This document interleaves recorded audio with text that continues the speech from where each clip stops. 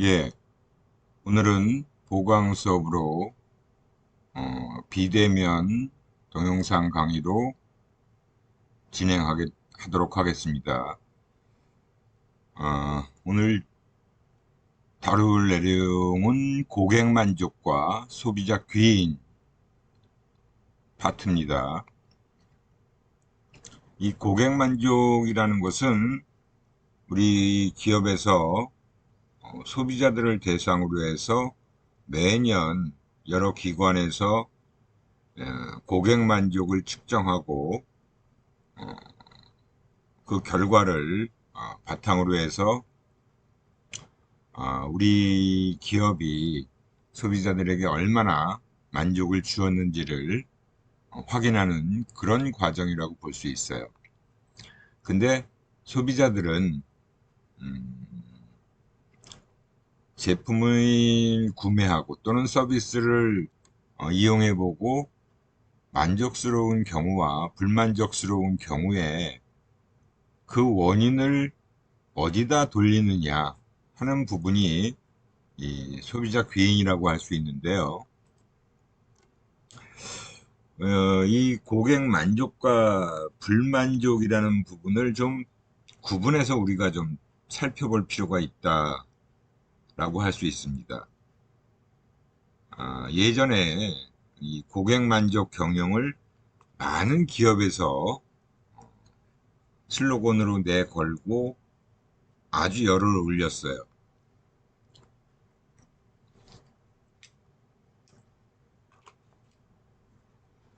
단순히 우리가 고객 만족을 시키겠다라고 하는 것은 굉장히 좀 공급자 중심적인 사고라고 볼 수 있고, 제품이나 서비스에 이제 초점을 맞춘, 그리고 결과 중심적이다라고 볼 수 있는 반면에 고객 중심이다라고 하는 것은 좀 차원이 달라진다라는 거죠.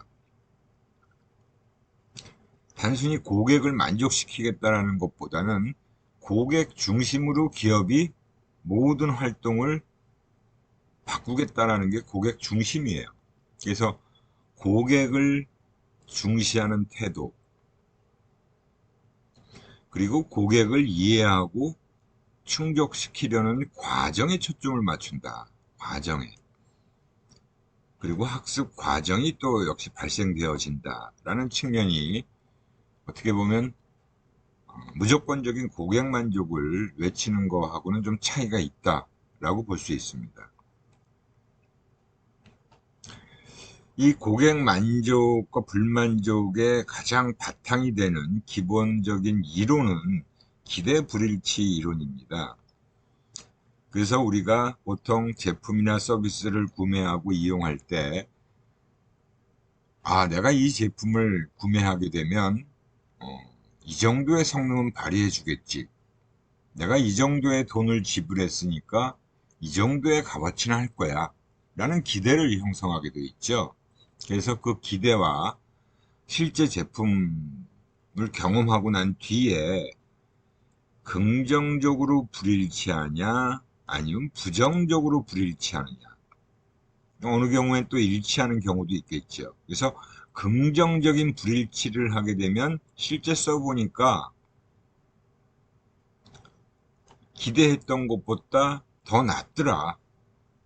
그래서 실제 성과가 기대 성과보다 높으면 긍정적인 불일치가 되고, 실제 써보니까 기대했던 것보다 못하더라, 실제는.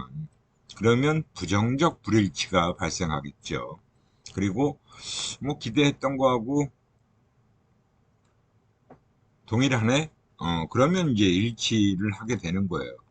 그래서 이런 기대 불일치 이론을 바탕으로 해서 우리가 만족인지 아니면 불만족하는지를 알아보게 되는 겁니다. 이 고객 만족의 개념은 꽤 오래전부터 다양하게 마케팅 분야에서 다루어져 왔어요. 사실은. 그래서 70년대부터 지금까지 굉장히 여러 학자들이 이 고객 만족에 대한 개념과 정의도 내리고 관련된 연구들도 해왔다라고 볼 수 있고요. 마케팅의 가장 대가라고 할 수 있는 필립 코틀러라는 학자가 저술한 마케팅 원론이라는 책에서 이렇게 정의를 했어요. 고객이 제품에 대해 처음에 기대했던 성능과 구매 후 제품을 소비하면서 얻은 실제 성능에 대한 비교치다. 앞서 설명했던 그 기대 불일치에 대한 정확한 정의라고 볼 수 있겠죠. 이런 그 정의를 또 다양한 학자들이 조금씩은 다르긴 하지만 거의 유사한 형태의 정의들을 내려왔습니다. 소비자가 치른 대가에 적절하게 또는 부적절하게 보상되었다고 느끼는 소비자의 인지적 상태다 라고 정의를 한 학자도 있고요. 또 다른 학자들은 구매한 특정 제품이나 서비스 또는 소매상 또는 쇼핑이나 구매 행동과 같은 형태에 관련된 모든 것들에 의해서 야기되는 경험에 대한 감정적 반응이다. 여기서 정의한 내용은 조금 기존에 정의한 내용과는 조금 차이가 있죠. 소비자가 경험했던 부분에 대해서 감정적인 반응을 가지고 우리가 고객 만족, 불만족이 이루어진다라고 얘기를 하고 있어요. 다음 정의를 보면 불일치된 기대와 소비자가 소비 경험에 대해 사전적으로 가지고 있던 감정이, 여기서 또 감정을 강조하고 있죠. 복합적으로 결합하여 발생된 종합적인 상태다.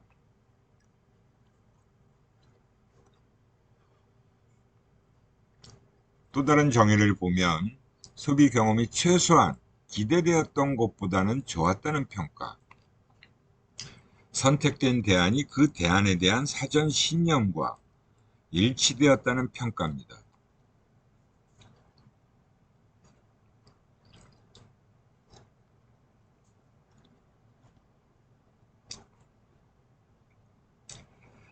사전적 기대와 소비 후 지각된 제품 성과 사이의 차이에 대해 보이는 소비자의 반응이다.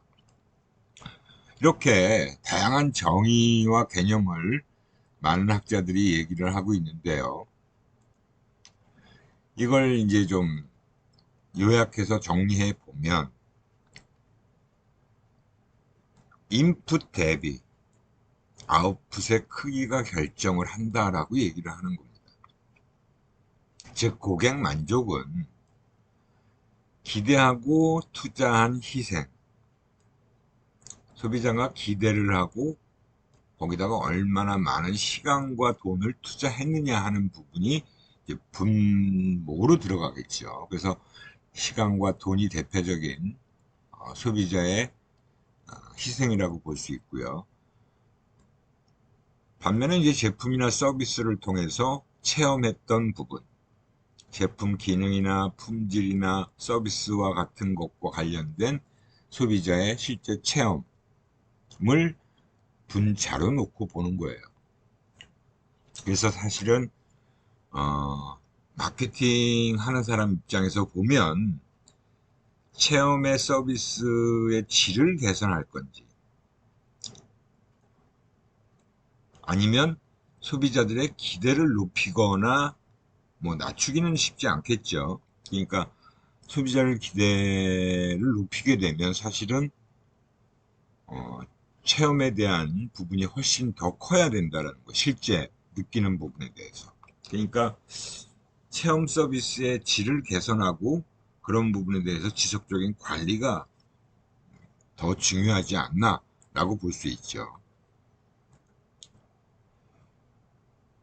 원래 기본적인 기대불일치 모형의 초창기 NCSI라는 거는 내셔널 커스터머 세티스팩션 인덱스라고 그래서 국가 고객 만족도라는 모형이에요. 처음에 미국에서 이제 이 모형을 처음 만들었어요. 미국에 있는 학자가. 소비자가 기대한 것 대비 실제 지각된 품질이 불일치하게 되면 그 불일치 정도에 따라서 만족이 결정된다 라고 보는 거죠. 그리고 그 불평행동으로 이어지기도 하고 고객 충성도라는 것도 여기에 연결돼서 궁극적으로 발생될 수도 있고 약화될 수도 있고 하는 거죠. 그래서 이걸 도식화해 보면 기대가 높게 되면 그리고 지각된 품질이 어느 중간 정도이고 만족도는 낮게 나오겠죠. 당연히 기대보다 못한 품질을 지각하니까. 근데 기대가 낮아요. 기대가 낮고 어느 정도의 지각된 품질을 느끼게 된다면 고객 만족은 높게 나타날 수밖에 없습니다. 이게 그러니까 주관적인 거죠. 실질적으로 어떤 객관적인 모든 것에 동일하게 적용되는 게 고객 만족은 아닙니다. 소비자 개개인들이 개별적으로 다 주관적으로 평가가 이루어지는 거예요. 여기서 제시하고 있는 그림은 이건 이제 제가 사실은 만든 모형입니다. 제가 이 모형을 만들고 검증하는 걸로 논문을 발표해서 어느 정도 논문 투구가 된 부분인데요. 기존에는 1차원적인 것이었죠. 기대 지각된 성과하고 불일치가 바로 그냥 만족이라는 거에 연결된다라고 봤는데 저는 만족과 불만족을 아예 띄워놓고 별개의 개념으로 봐야 된다라는 입장입니다. 그 전에 또 이런 불일치로 인해서 소비자들은 정서를 경험하게 된다. 정적 정서와 부적 정서를 경험하게 된다라는 게 그 근거로서 작용하고 있다는 거죠. 그래서 기존의 모형은 인지적 평가만을 가지고 모형을 완성했지만 저는 감정적 평가도 포함시켜야 된다라고 제 주장을 펼친 거예요. 그래서 만족과 불만족을 구분해야 되는 이유도 이런 정서가 작용하기 때문에 만족과 불만족을 별개의 개념으로 2차원으로 봐야 된다라는 주장을 한 거고 그것이 재구매 의도라는 거에 영향을 미치고 그 다음에 또 불만족은 불평행동을 유발하게 되는 거죠. 이게 바로 이제 제가 2003년도에 발표한 논문에 실려 있습니다. 이 내용이.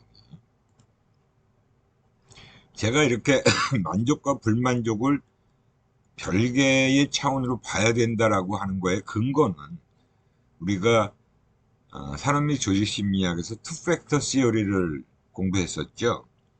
그 투팩터 시어리는 바로 동기 요인, 즉 만족 요인과 위생 요인, 불만족 요인이 별개로 작용하고 있다라는 그 근거에 입각해서 저도 내용을 정리한 거예요. 만족 요인이라는 것과 불만족 요인이 동일하게 작용하지 않는다는 거예요. 만족에 영향을 미치는 요인, 불만족에 영향을 미치는 요인이 각각 다르다. 그래서 만족 요인은 평가를 높게 받으면 받을수록 만족은 증가해요. 근데 불만족 요인 같은 경우는 낮은 평가를 받을수록 불만족이 증가합니다. 만족 요인에서 낮은 평가를 받았다고 해서 불만족이 증가하는 것은 아니에요. 불만족 요인은 높은 평가를 받는다고 해서 만족이 계속 증가하지는 않습니다. 이 얘기는 뭐냐 하면 쉽게 예를 들어서 제가 설명을 드리면 통합 품질이다라고 한다면 휴대폰 또는 이동통신을 이용하는 소비자에게 통합 품질, 핸드폰도 마찬가지죠. 통합 품질이라는 건 사실 어떻게 보면 아주 기본적인 거예요.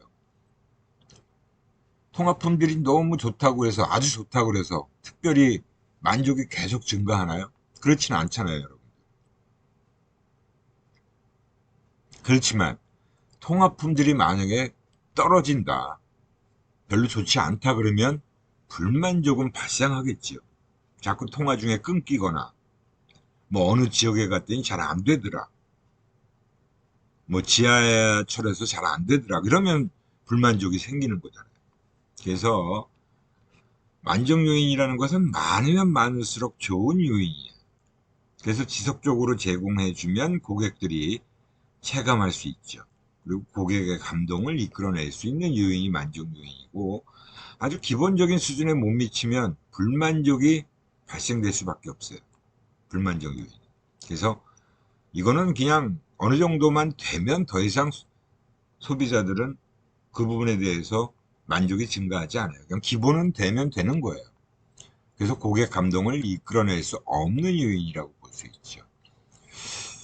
만족 요인은 요인별 평가 극대화를 통한 만족을 증가시키는 반면에, 불만족 요인, 요인별 일정 수준 이상의 평가 유지를 통해서 불만족 발생을 억제시키는 역할을 해야 된다는 겁니다. 그러니까 만족과 불만족은 띄워놓고 봐야 되는 별개의 2차원으로 봐야 된다는 거죠. 뭐 어느 정도 여러분들이 이해를 하실 수 있을 거라고 저는 생각이 드는데, 그거에 대해서 제가 또 실질적으로 검증을 해본 거예요. 그래서 만족과 불만족에 영향을 미치고 있는 속성들을 가지고 기존의 1차원 상에서의 그냥 질문을 하고 아예 분리해서 만족과 그 불만족을 별도로 물어본 2차원 측정을 해본 겁니다. 단일 차원 만족에서는 그냥 만족 요인이라고 하는 거에 통화점 끊김이라는 게 나왔어요. 그리고 광고, 잡음 정도. 통화 품질을 가지고 기본 요금, 그 다음에 통화 가능 지역, 뭐 이런 걸 가지고 이제 고객 만족에 영향을 미치는 거다라고 했는데, 2차원으로 별개로 물어봤습니다. 띄워놓고 2차원 만족에서는 통화 가능 지역이 가장 높게 나왔고요. 부가 서비스가, 그 다음에 이제 보상 제도가, 고객 응대 태도가 두 번째 요인으로 나옵니다. 그 다음에 부가 서비스가 세 번째 요인으로 나와요. 불만족을 일으키는 요인으로는 역시 통화점 끊김이 제일 불만족이 높은 요인으로 나오죠. 그 다음에 광고, 그 다음에 부가 서비스, 혼선 정도, 잡음이 생기고 그런 거겠죠. 혼선되는 거. 이게 제가 측정한 시기가 거의 2003년도니까 이동전화가 서비스가 이제 막 확산되고 있는 시기였어요.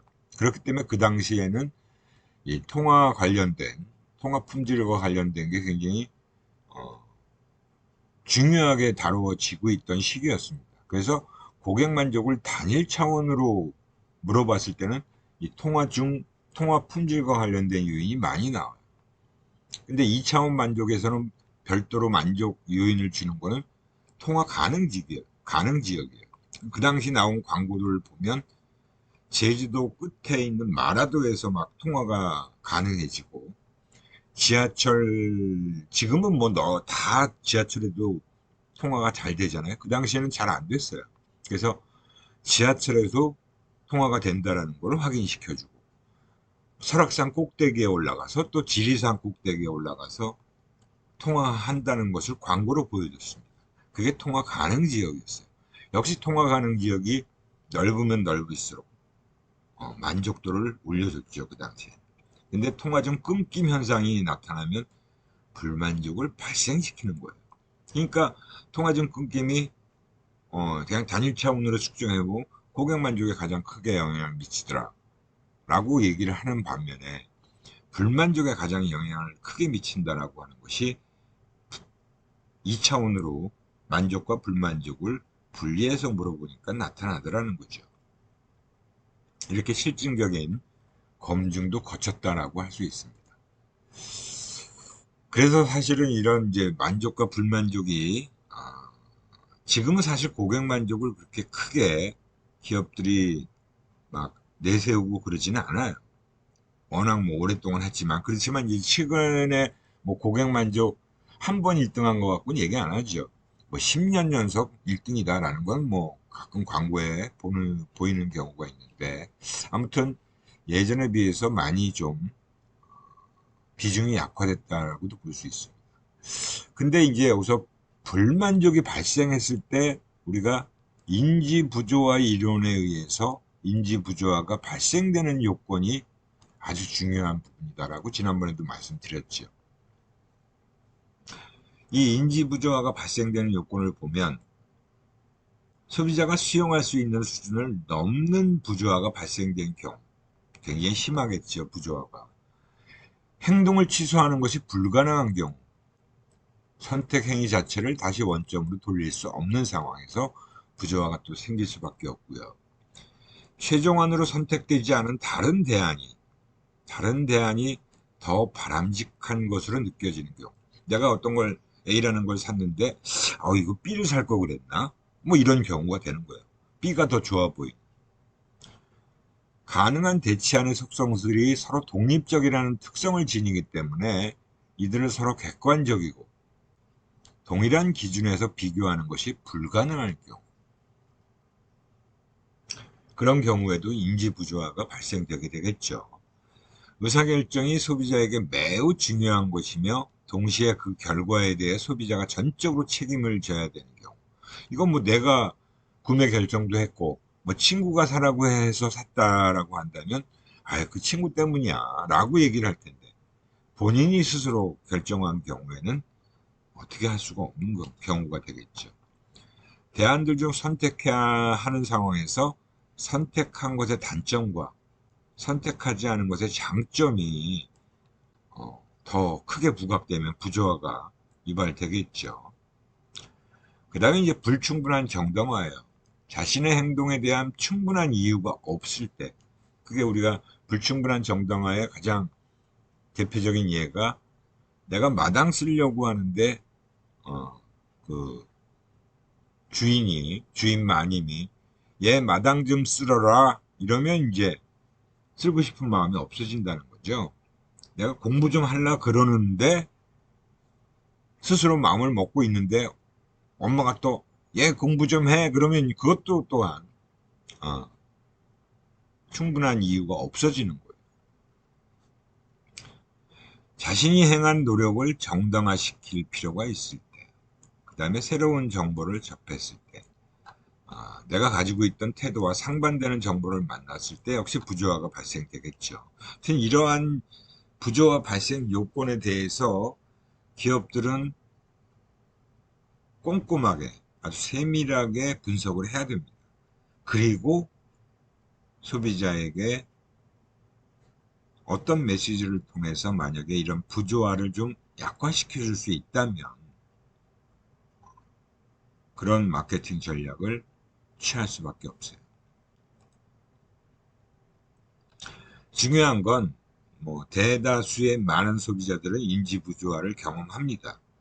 그렇기 때문에 인지 부조화를 감소시키는 방법이 중요하겠죠. 근데 이제 사실은 행동을 변화시킨다라는 건 구매했던 것을 취소하는 거잖아요. 그러니까 자신이 산 차를 되파는 거예요. 근데 그렇게 좋은 방법은 아니죠. 환경을 변화시키는 경우도 있어요. 자신이 산 차의 단점을 보완하는 경우. 사고 났는데 뭐가 좀 안 좋은 부분이 있어요. 그걸 느꼈는데 그걸 마침 또 광고를 통해서 이 부분은 이렇게 하면 충분히 제대로 잘 기능을 하게 됩니다 라는 광고를 본다면 어느 정도 보완이 되겠죠. 새로운 인지를 첨가하거나 새로운 정보를 탐색해요. 새로 산 차의 장점을 추가로 발견하는 그런 방식으로 인지 부조화를 감소시킬 수 있습니다. 또는 제품 평가의 기준을 변경하거나 부조화를 일으키는 정보의 중요도를 낮추는 거예요. 이거 별로 중요하지 않은 건데 괜찮아 라고 하는 거죠. 그냥 써도 무방해. 자신이 산 차의 단점을 평가절하하는 겁니다. 그러니까 그 중요도를 낮춰버리는 거죠. 부조화를 일으키는 상황이나 정보를 회피하는 경우도 있을 수 있죠. 그냥 무시한다는 거예요. 무시하는 거고 회피하는 겁니다. 그 다음에 이제 태도의 변경을 하는 경우도 있죠, 사실. 태도의 변경. 이렇게 되면 이제 자기는 어떻게 보면 타인들 앞에서 태도를 변경하게 되면 신뢰가 떨어지는 사람으로 보이겠지만, 뭐 본인 스스로가 남들 앞에서는 사실은 이게 중요해, 이게 좋아, 뭐라고 얘기했던 그런 부분에 대해서 그냥 내가 뭐 잘못 생각했나 보다 라고 인정하고 아예 태도를 변경시키는 경우도 있을 수 있다는 거죠. 이렇게 해서 이제 여러 가지 인지 부조화를 감소시키는 방법에 대해서 살펴봤고요. 그 다음에 나오는 이론이 이제 바로 소비자 규인이에요. 즉, 제품이나 서비스를 이용하고 난 뒤에 소비자들이 불만족했을 때 도대체 누구 탓을 하느냐 하는 게 바로 귀인이죠. 귀인의 기본적인 정의는 자신이나 타인의 태도의 행동의 원인에 대해서 내가 한 행동이나 타인들이 보여준 행동의 원인에 대해서 추리하는 과정이 바로 귀인이라고 하는 겁니다. 애트리뷰션. 우리 사회심리학에서 매우 중요하게 아주 다루어 좋은 이론이라고 볼 수 있어요. 이 귀인 이론이 많은 곳에 적용이 되거든요. 그래서 이 귀인 이론에 대해서 우리가 한번 좀 살펴볼 필요가 있습니다. 특히 우리 소비자 심리학에서도 중요하게 다루어지고 있으니까요. 귀인이 결정되어지는 원리와 그것이 갖는 영향에 관한 원리를 설명하는 이론이 바로 귀인 이론이다. 이 귀인 이론을 처음 언급한 학자가 바로 하이더라는 학자예요. 하이더에 따르면 사람들은 타인의 행위가 행위자의 내면적 속성 때문인지 아니면 그 사람이 처해 있는 상황 때문인지를 파악하고자 하는 동기를 지닌다라는 겁니다. 그 이유는 인간이 지니고 있는 두 가지 욕구 때문에 그렇다라고 얘기를 하는 거예요. 하나는 세상에 대해서 조리 있게 이해를 하고자 하는 욕구, 다른 하나는 환경을 좀 통제하려는 욕구. 이 두 가지의 욕구가 작용하고 있기 때문에 사람들은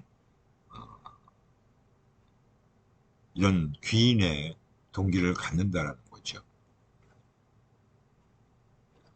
타인이 어떻게 행동하는지를 예측할 수 있기 위해서는 인간 행동에 대한 다소의 기초 이론을 가질 필요가 있는데 그것을 상식 심리학이라고 얘기를 한대요. 그래서 나이브 사이콜로지다라고 얘기를 하고 있다는 거죠. 이 얘기는 사람들이 가지고 있는 인간 행동에 대한 일반 이론을 얘기하며 사람들은 상식 심리학에 근거하여 다른 사람이나 자기의 행동, 태도의 원인을 추리고자 한다라는 것입니다. 그러니까 여러분들도 본인이 한 행동에 대해서 또는 다른 타인이 한 행동에 대해서 저 친구 왜 저렇게 행동을 하지? 라고 생각을 해보잖아요. 야, 저 친구가 내가 마음에 있어서 나한테 호감이 있어서 저런 행동을 보였나? 아니야. 뭐 나한테 부탁하고 싶은 게 있어서 그렇게 했나 보지? 어떤 식으로든 뭔가 저 친구가 나한테 한 행동에 대해서 궁금하잖아요. 속으로 이제 자꾸 추리를 해보는 거죠. 그죠? 그런 것들이 다 귀인 이론이라고 하는 거에 포함되는 내용이다라고 보시면 됩니다. 하이더가 이렇게 귀인에 대한 언급을 시작하고, 그 다음에 이제 켈리라는 학자가 또 공변 모형이라고 하는 입방체죠. 이 육면체 모형을 제안을 합니다. 이 공변 모형이라는 건 말 그대로 공변, 같이 변한다는 걸 얘기하죠. 어떤 행동 또는 결과가 늘 공변하는, 늘 따라다니는 또는 늘 함께 변하는 원인을 그 행동의 원인으로 지각한다는 거예요. 그 세 가지 차원을 얘기하고 있는데요. 어떤 실체에 대해서 특이성 또는 유별성이라고 하는 특성이 있고요.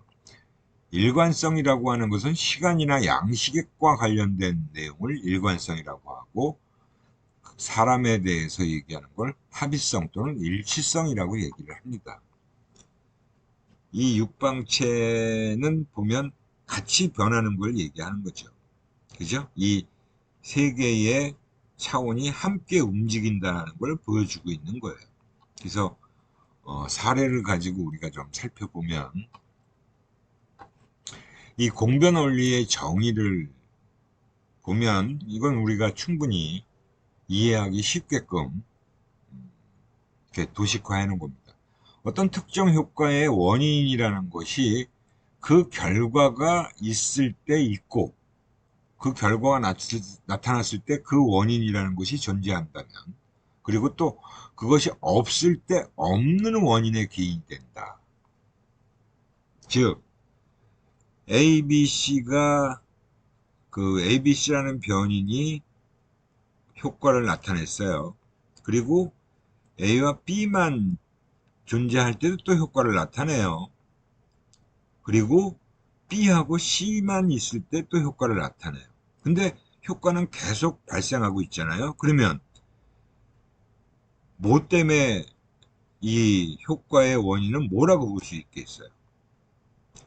B만 다 공통적으로 나타나고 있잖아요. B가 결국은 이 효과를 일으키는 원인이다. B 때문이다 라고 얘기를 할 수 있는 거고 그 다음에 이제 차이 이건 어그리먼트죠. 일치할 때고 차이는 뭐예요? A, B, C의 변인이 효과를 일으켰어요. 근데 A와 C만 가지고 변인을 투입했더니 효과가 안 나타났어요. 그러면 뭐 때문이에요? 역시 B 때문에 이 효과는 일어났다는 결론을 내릴 수 있는 거죠. 그죠? 그러니까 그 결과가 나타났을 때 항상 존재하는 경우 또 그것만 빠졌을 때 효과가 나타나지 않으면 바로 그것이 바로 원인이 된다라는 게 공변 원리의 정의라고 보시면 됩니다. 그래서 이 공변 모형에서의 그 세 가지 차원을 이렇게 구분해서 우리가 살펴볼 수 있죠. 어떤 실체에 대해서 독특성 또는 특이성이라고 얘기를 해요. 그게 자극이죠. 엔터티 또는 자극이에요. 이 자극이 높은 조건은 다른 자극에 대해서는 하지 않아요. 반응을 보이지 않아요. 근데 낮은 조건은 뭐예요? 다른 자극에 대해서도 반응을 보여요. 그거는 별로 이 특이성이 나타나지 않는 거죠. 또 합의성은 뭡니다. 사람에 대해서. 누구나 그 자극에 대해서는 좋아한다 또는 뭐 싫어한다 그런다. 누구나. 그죠? 그 조건은 누구나예요. 근데 다른 사람들은 그 자극에 대해서는 반응을 하지 않아요. 그럼 낮은 조건이 되겠죠. 합의성에 그러니까 합치하지 않는 부분이 나타난다는 거죠. 근데 일관성은 뭐예요? 또 시간과 상황에 대한 부분이에요. 그는 예전에도 늘 그 자극에 대해서는 반응을 하더라는 거예요. 그건 높은 조건이죠. 일관성이 높은 거죠. 근데 낮은 조건은 예전에 그 자극에 대해서 뭐뭐한 적이 없어요.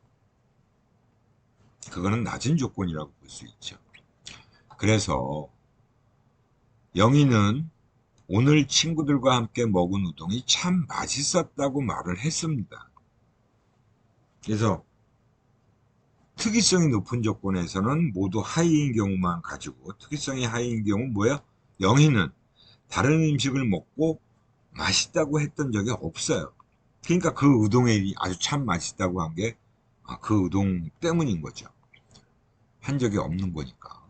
합의성은 뭐예요? 높은 조건이 다른 친구들도 그 우동이 또 맛있다고 해요. 그 다음에 일관성은 뭡니까? 영희는 예전에도 그 집 우동이 맛있다고 말했었어요. 그러니까 결국은 이 영희라는 친구가 그 우동에 대해서 맛있다고 얘기한 거에 원인을 따져보면 모두 하이인 조건인 경우는 이렇게 얘기를 할 수가 있다는 거죠. 그래서 귀인을 추론할 때 이렇게 필요한 정보들이 이렇게 서로 조건에 따라서 조합이 달라지겠죠. 대신에 항상 이 세 가지 특이성 또는 독특성, 합의성, 일관성을 가지고 추론하면 아, 뭐 때문이었구나 라고 생각하는 것이 가능하다라는 거죠. 그 다음에 이제 켈리가 공변 원리도 얘기했지만 절감 원리라는 것도 얘기를 했습니다. 디스카운팅 프린서플. 어떤 행동의 결과에 그렇다는 한 원인이 존재한다면 다른 원인의 중요도는 떨어지는 거예요. 그래서 절감된다. 다른 원인의 중요도는 절감된다. 그래서 절감 원리다라고 얘기를 하는데, 우리가 일반적으로 뭐 세일즈맨이 친절하게 인사를 해요. 근데 세일즈맨이 친절하게 인사를 하는 건, 아, 이 친구가 나한테 좀 잘 보이려고 하는 거구나, 의도를 가지고 한다라고 생각을 하는 거죠. 그러면 그 사람이 원래 좀 성품이 친절하게 잘 인사하는 그런 성품을 가지고 있음에도 불구하고 이 성품이라는 부분은 원인으로서 약화가 된다라는 겁니다. 그래서 친절한 인사에 대한 원인으로 의도를 더 강하게 생각하게 된다는 거죠.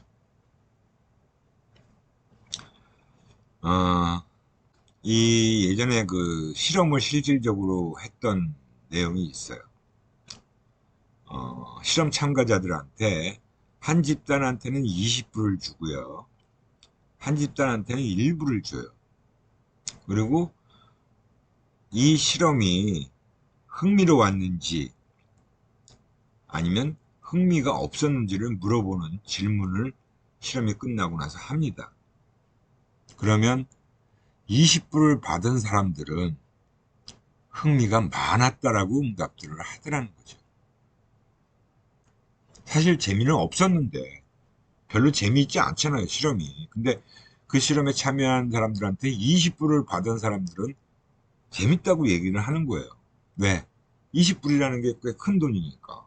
근데 1불 받은 사람, 1불 받은 사람들은 재미없다라고 얘기한 사람들이 대다수예요. 그러니까 돈 때문이냐 아니냐가 여기서 구분되어질 수 있다는 거죠. 20불을 받은 집단들은 돈을 받았으니까 그냥 재미없는데도 재미있다라고 얘기를 한 거고, 돈 1불 내가 1불 때문에 재미없는 실험을 재밌다고 그래? 그건 아니다 라는 거죠. 반면에 또 증가 원리라는 것도 있습니다. 행위를 보이는 것이 많은 노력을 요구하거나 대가를 수반함에도 불구하고 행해질 때 그 행위자의 내적 특성에 귀인하는 원리가 바로 증가 원리라는 거예요. 그러니까 내가 만약에 무슨 고백을 했는데 그 고백에 따라서 내가 손해를 볼 수도 있어요. 그럼에도 불구하고 내가 고백을 하면 사실은 정말 진실한 사람이구나 라고 이제 그거의 내적 특성에다가 귀인을 해준다는 거죠. 그 기업 입장에서 보면 기업이 이익과 반대되는 주장을 하게 되면 사실은 그 기업은 손해를 볼 거 아니에요. 반대되는 주장을 하니까. 그죠? 그럼 저렇게 이익과 반대되는 주장을 왜 할까? 정말 진실한 기업이구나 하면서 소비자들은 신뢰도가 있는 기업으로 인식을 해줄 수 있다는 거죠. 이게 바로 이제 신뢰도 증가를 불러올 수 있다는. 사실은 이 귀인 이론을 집대성한 학자는 바로 와이너라고 할 수 있어요. 와이너. 그래서 이 귀인 이론의 대가라고도 불리고 심리학의 대가라고도 불리는 학자가 바로 와이너라는 학자입니다. 그래서 와이너라는 학자의 이 귀인 이론은 굉장히 여러 가지 다양한 분야에 사실은 적용이 되고 활용이 되었고 아주 많은 연구를 수행한 학자가 와이너라고 볼 수 있습니다. 특히 이 귀인의 기본 원리를 정립한 사람이에요. 그래서 원인의 세 가지 차원을 가지고, 첫 번째 차원은 소재, 즉 원인의 이유가 바깥에 있느냐, 내적이냐, 외적이냐. 그 다음에 안정적이냐, 불안정적이냐, 스테빌러티. 통제 가능한 원인이냐, 통제 불가능한 원인이냐를 가지고 구분을 했습니다. 이 구분으로 인해서 많은 것들이 설명이 되어지고 해석이 되어질 수 있게 된 거예요. 뭐 가장 기본적으로 그 내적인, 사람 내적인 원인, 외적인 원인, 능력, 기분, 성격, 태도 이런 것들은 다 사람의 내적인 원인이죠. 반면에 재수, 운, 상황, 타인, 돈 때문이다 그러면 외적인 거예요. 그죠? 그러니까 뭐 여러분들 중에서 뭐 누가 시험을 잘 봤어요. 야, 근데 다른 사람이 볼 때 그 사람이 시험 잘 본 게, 저 친구 능력이 정말 좋아서 시험 잘 본 것 같아. 내적으로 귀인을 해주는 거죠. 근데 외적으로 귀인할 때, 저 친구 재수가 좋았네. 운이 좋았나 봐. 이렇게 하면 외적으로 보는 거예요. 그렇게 내적으로 보는 것과 외적으로 보는 거, 좋은 결과에 대해서 내적으로 보는 경우와 외적으로 보는 경우는 분명히 다르지요. 그죠? 하지만 내가 시험을 잘 봤어요. 그러면 어떻게 하고 싶어요? 내적으로 귀인을 하겠죠? 내가 이번에는 능력이 좋아서 시험 잘 본 거야. 이렇게 귀인을 해주길 바라는 거야. 자기 자신도 그렇게 귀인을 하고, 어, 외적으로 안 하다. 좋은 결과에 대해서. 나쁜 결과는 어때요? 내가 오늘 운이 좀 안 좋았네. 왜? 외적으로 귀인을 하려고 하는 경향이 나타나죠.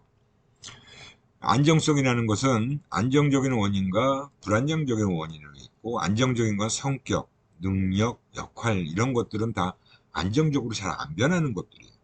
근데 불안정적인 것은 뭐 들쭉날쭉하다는 거죠. 날씨 좋을 수도 있고 안 좋을 수도 있고, 운도 나쁠 수도 있고 좋을 수도 있고, 기분도 좋을 수도 있고 안 좋을 수도 있잖아요.